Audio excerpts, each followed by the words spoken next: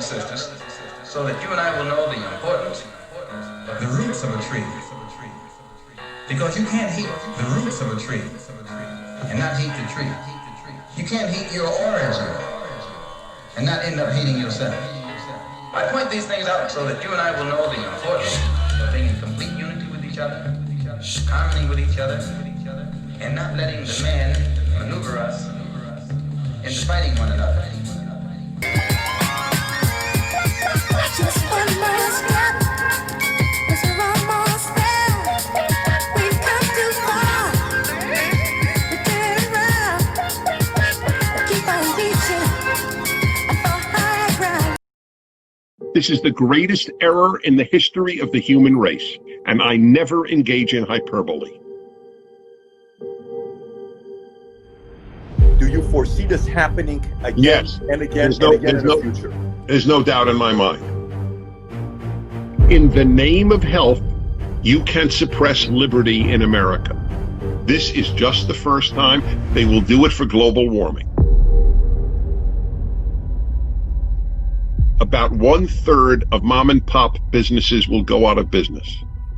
So therefore, whereas you now had Jerry's restaurant, you will now have another chain, another Subway, another Chipotle, or what have you. So you will still be able to eat, but it will end or begin to end the ability of people to run what we really enjoy, which is a local restaurant, where you know the people, they know you, where the food is better than at a chain.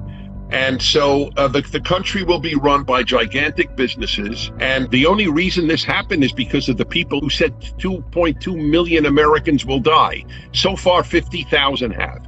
And if you believe it's because of the lockdown, I have a bridge for you. Because Sweden didn't have a lockdown, and it has a tiny percentage more deaths than we do. The United Nations, the UN, which I'm not a fan of, the UN just issued a report. Nicholas Kristof reported this, big liberal columnist, New York Times.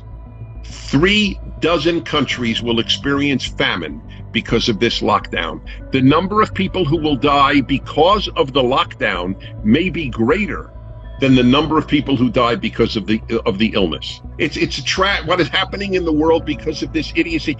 India, 1,300,000,000 people, sends people out of work in the hundreds of millions. 800 people have died in India. There are probably more people who were run over by cows in the course of a year in India. That was a joke, for the record. This is the greatest error in the history of the human race, and I never engage in hyperbole. Thank God for Sweden, because that's why the quote-unquote experts, they are the most overrated group of humans on earth. Experts are almost all idiot savants. They know their field, and they have no wisdom. So they are worthless, worse than worthless. 2 million prediction of deaths in the United States, and everybody panicked. I think that the belief in America that if you make a lot of money, you have wisdom, is one of the stupidest notions the human species can hold. There is no relationship between making a ton of money and wisdom. You are only good at one thing, which is fine. I don't knock it. You're good at making money. In life, it's a rule. It's very hard to do something the first time. It is very easy to do something the second time. That's a rule of life. This is just the first time. They will do it for global warming. Because remember, this is just 50,000 or 80,000 Americans. But they believe that climate change, aka global warming, is existential. It's an existential threat, meaning a threat to the existence of the human race, not to 80,000, the human race. So if we could close down people's work and livelihood for 80,000, we can certainly do it for the human race. Do you foresee this happening again and again in the future? There's no doubt in my mind. The ignorance is created by the panic of the most irresponsible institution on earth, the media. 24/7 news is a curse. I don't watch. I am happy. I listen to music. I read constantly. I know more about this virus than the vast majority of lay people. I have to report on it 3 hours a day on my radio show. I have to write about it in my column.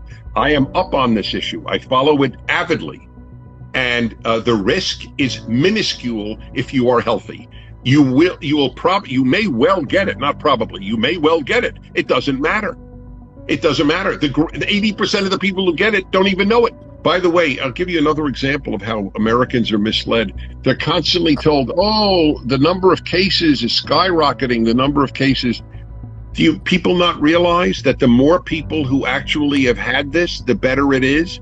It shows you how few people die. Let's say we have 1,000 people died in a given state. What's better, that 1 million had the disease or 100,000 had the disease? Obviously, 1 million. So the number, oh my God, look at how many cases. Sweden hopes the whole country had cases. Then they're immune. The number of cases is not a bad thing. The number of deaths is a bad thing. Here is the key to becoming an adult. For your young listeners, here's a revelation. Most people never become adults. They grow, they get older, but they don't become adults. You become an adult when you decide to become an adult. One of the keys of being an adult is to always ask this question: what is the price? A child doesn't understand that. An adult should. Everything comes with a price. If you get married, what is the price of marrying? What is the price of staying single? What is the price of having children? What is the price of not having children? That is the mature way to lead life. Always ask, what is the price of putting tens of millions of Americans out of work? What is the price of not? To control everything and own nothing. In the history of this nation, have so many people been for the cause of freedom and human dignity? Now let me say this, keep this movement going, keep this movement rolling. Long as we keep moving like we are moving, the power structure will have to give in. In spite of the difficulties, and we're going to have a few more difficulties, keep climbing, keep moving. If you can't fly, run. If you can't run, walk. If you can't walk, crawl. But by all means, keep moving.